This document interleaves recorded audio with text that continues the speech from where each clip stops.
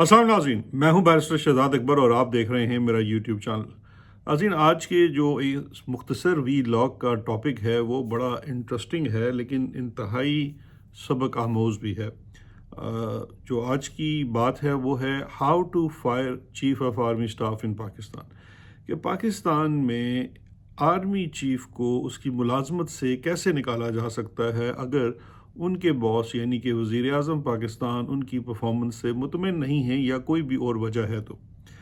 अब ये एक बड़ा दिलचस्प सवाल है जिसको समझने के लिए या इसका जवाब जानने के लिए थोड़ा सा हमें तारीख़ को भी देखना पड़ेगा, कुछ कानून के ऊपर भी नज़र डालनी पड़ेगी और कुछ हमारी सियासत के ऊपर भी नज़र डालनी होगी। कानूनी तौर पर वैसे आर्मी चीफ को उसकी नौकरी से बर्खास्त करना या आर्मी चीफ को उसके ओहदे से हटाना बिल्कुल एक ऐसे ही मामूली सा अमल है या एक रूटीन की कार्रवाई है जैसे किसी फेडरल सेक्रेटरी को उसके ओहदे से हटा देना या ट्रांसफ़र कर देना है, या किसी भी और सरकारी महकमे के अफसर को जो भी कानून में मुजवज़ा अफसर लिखा हुआ है कि उसको कौन हटा सकता है वो उस तरह से है। जैसे कि ग्रेड 22 के जितने सेक्रेटरीज़ होते हैं, इंक्लूडिंग सेक्रेटरी दिफा, सेक्रेटरी ख़ारजा, सेक्रेटरी दाखिला, ये तमाम जो हैं वो ग्रेड 22 के सरकारी मुलाजिम हैं और इनको हटाने का वाज़ेह सा तरीका है कि वज़ीर आज़म साहब जो हैं वो एक नोटिफिकेशन उनके दफ्तर से होता है थ्रू कैबिनेट डिवीज़न, और वो उनको या ट्रांसफ़र कर दिया जा सकता है या सस्पेंड किया जा सकता है, और अब नए होने वाले कुछ कवानीन के तहत उनके ओहदे से हटा के उनके ख़िलाफ़ कार्रवाई भी की जा सकती है। जो आर्मी चीफ़ का ओहदा है वो भी दरअसल ग्रेड 22 ही का ओहदा है और उनको भी हटाने का तरीका अभी तक कानून की किताब के मुताबिक यही है कि वज़ीर आज़म जो हैं वो उनको उनके ओहदे से हटा सकते हैं, और उनको हटाने के ओहदे के लिए इवन कैबिनेट डिवीज़न की भी नोटिफिकेशन नहीं चाहिए। यहाँ पे एक सेक्शन अफसर की जो कहना चाहिए नोटिफिकेशन है या वो एक लेटर निकालता है जो कि फ़ाइल पे अप्रूवल के बाद जहरी के सेक्रेटरी दिफा की और वज़ीर आज़म की अप्रूवल के बाद उनको ओहदे से हटाया जा सकता है। कहने को और कानूनी तौर पर देखने में तो ये बड़ी मामूली सी और रूटीन की बात है, लेकिन हकीकत इससे बिल्कुल बरअक्स है। ये एक ऐसा इख्तियार है वज़ीर आज़म के पास जिसको आज तक कोई ख़ास इस्तेमाल ना कर पाया, और जिस किसी ने इसका इस्तेमाल किया उसका अंजाम अच्छा नहीं हुआ। हमें माजी में अगर देखें तो सही मानों में इफ़ेक्टिव यानी कि इस इस्तेमाल को इस इख्तियार को इस्तेमाल करके बाकायदा तौर पर एक ही वज़ीर आज़म मिलता है और एक ही किस्सा मिलता है एक आर्मी चीफ़ का जिनको उनके ओहदे से हटाया जा सका, और वो आर्मी चीफ़ थे जनरल हसन गुल अख्तर। इनको 70 की दहाई में उस वक़्त के वज़ीर आज़म जुल्फ़िकार अली भुट्टो साहब ने ओहदे से हटाया था, और वो ऐसे शरीफ आदमी थे वो उस ओहदे से हट भी गए। लेकिन उसके बाद जुल्फ़िकार अली भुट्टो साहब का अंजाम क्या हुआ? सज़ाए मौत। माजी के एक और वज़ीर आज़म जिसने ये जसारत की उसका नाम था नवाज़ शरीफ, और उन्होंने ये जसारत की एक army chief general Parvez Musharraf के ख़िलाफ़, और उन्होंने ओहदे से हटाने का नोटिफिकेशन तो खैर वो जारी नहीं कर सके, बात सेक्शन अफसर तक नहीं पहुंची, लेकिन उन्होंने अपने वज़ीर आज़म ऑफिस के अंदर एक नोट निकाल के अपने army ISI chief general Ziauddin Bhatt को इस ओहदे पे लगा दिया और मुशर्रफ को उसके ओहदे से हटा दिया। लेकिन ये करामद ना हो सका, और इस जसारत की सज़ा में उनकी हुकूमत का फौरी तौर पर तख्ता उलट दिया गया, और उसके बाद अगले 7 साल उनको सज़ा और जलावतनी में काटने पड़े, और अगर उनके पास सऊदी कनेक्शन ना होता तो शायद आज वो हम में ना होते। तो ये हमें तारीख़ बताती है कि ये जो है आर्मी चीफ़ को हटाना किताबी तौर पर क्या है और असूली तौर पर क्या है। तो एक तरह से आप कह सकते हैं कि ये ओहदा जो था अभी तक बिल्कुल महफूज है, और कोई वज़ीर आज़म जुल्फ़िकार अली भुट्टो का और नवाज़ शरीफ का अंजाम देखने के बाद ऐसा करने की जसारत भी नहीं कर सकता। इसके करीब करीब जसारत की थी एक और ओहदे से, ऐसे ही एक अहम और मजबूत ओहदे से उसके अफसर को हटाने की, वो जनाब इमरान खान साहब ने की थी अपने वक्त के DG ISI जनरल आसिम को हटाने की, जिसकी पादाश में वो आज अडयाला जेल में हैं और आज उनसे कोई रब्ता भी नहीं कर सकता है। اس تلخ حقیقت کے باوجود کہ کوئی وزیر اعظم اس قابل بھی نہیں ہے اور کسی کو اس قابل چھوڑا بھی نہیں ہے کہ وہ اس گستاخی کے بارے میں سوچ بھی سکے کہ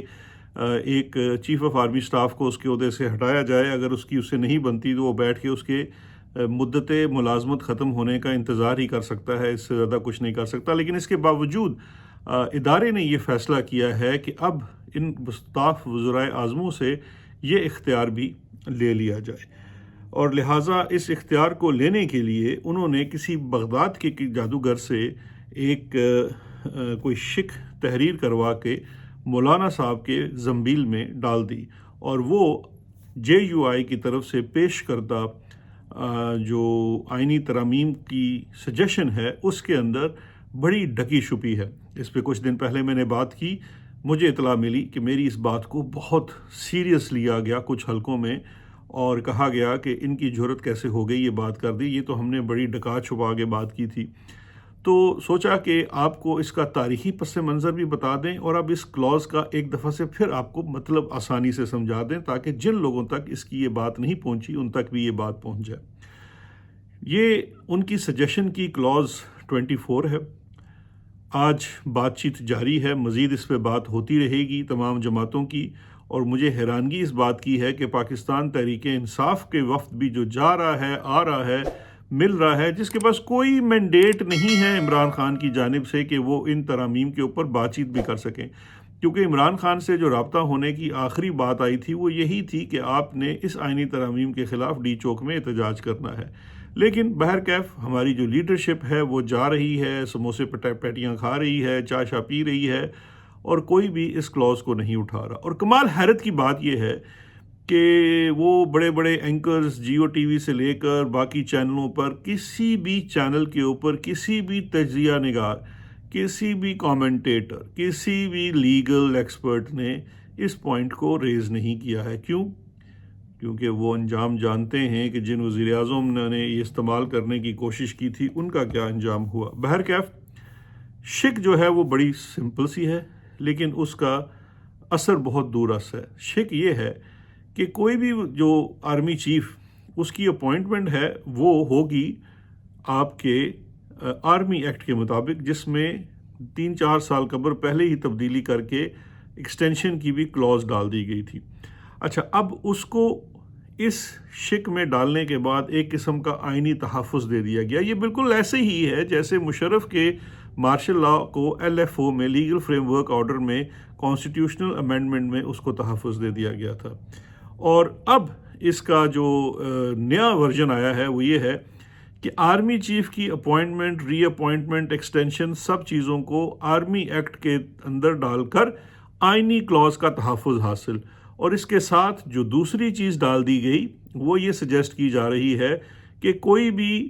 آرمی چیف، ایئر چیف اور نیول چیف، ان کو ان کے عہدے سے ہٹانے کے لیے، ان کی ایکسٹینشن ختم کرنے کے لیے، مدت ملازمت ختم کرنے کے لیے کوئی بھی وزیر اعظم آزاد نہیں ہے۔ وہ کوئی بھی ایسا قدم اٹھائے گا تو پارلیمان کی ایک کمیٹی جس میں حکومت اور اپوزیشن کے ایکول ریپرزنٹیشن ہوگی اس کے پاس لے کر جائے گا، اور وہاں سے اس کی اپروول کرائے گا تو پھر وہ ایفیکٹو ہوگی۔ اب سوچئے ذرا کہ کوئی وزیر اعظم اگر ایسا کرنے کا، پہلی بات ہے کوئی نہیں سوچے گا، میں آپ کو گارنٹی دیتا ہوں، لیکن اگر کوئی ایسا کرنے کا سوچے گا بھی تو اس کی سوچ سے لے کے پارلیمان تک معاملہ جانے میں، اور وہ کمیٹی جہاں اس وقت کی اپوزیشن کے لوگ بھی بیٹھے ہوں گے، اور ظاہری بات ہے اگر حکومت ایک طرف ہے، اپوزیشن دوسری طرف ہے، تو اگر سارے پارلیمان کے اوپر فوج اور ISI کا قبضہ نہیں ہے، جو کہ ممکن نہیں ہے، تو پھر بھی ایٹ لیسٹ اپوزیشن تو ان کے ساتھ ہوگی۔ اب اس تمام مدت کے دوران 111 بریگیڈ موو بھی کر جائے گا اور بڑی آسانی سے وزیر اعظم کو گھر بھی بھیج دے گا۔ یعنی کہ قانونی طور پر ایک طرف تو عدالتیں کمزور کی ہی جا رہی ہیں، ان کے پاس اب کوئی صحیح معنوں میں اختیار نہیں ہے، لیکن اس کے ساتھ ساتھ وزیر اعظم کے پر مزید کاٹ دیے گئے ہیں، اور یہ سب کس چیز کے اوپر ہو رہا ہے؟ جمہوریت کے نام کے، کہ جناب یہ تو ہم زیادہ جمہوری کام کر رہے ہیں نا، کہ آرمی چیف کو نہیں عہدے سے ہٹایا جا سکتا جب تک وہ ایک پارلیمان کمیٹی کے پاس بات نہ جائے۔ بات تو بڑی جمہوری ہے،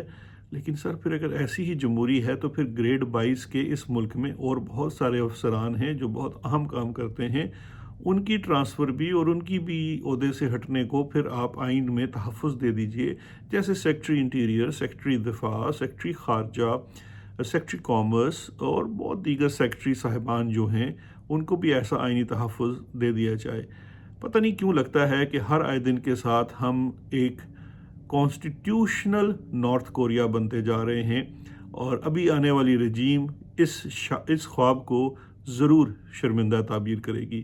اس کے ساتھ ہی اجازت دیجیے، مزید تجزیات کے ساتھ حاضر ہوں گے۔ شکریہ، خدا حافظ۔